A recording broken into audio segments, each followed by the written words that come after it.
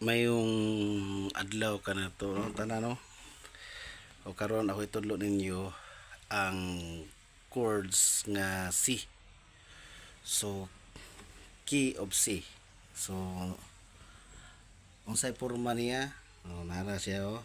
Kita ninyo na diri. So ang atong gamiton kani diri na to ibutang dayon diha o diha. So key of C na siya, guys, no? Tanawa ninyo. Key of C. So muna siya yung C.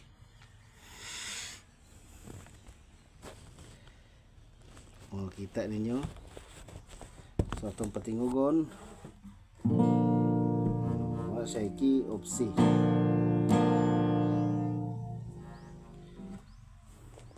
So mao lang sa kadto, guys. Daghang kayong salamat.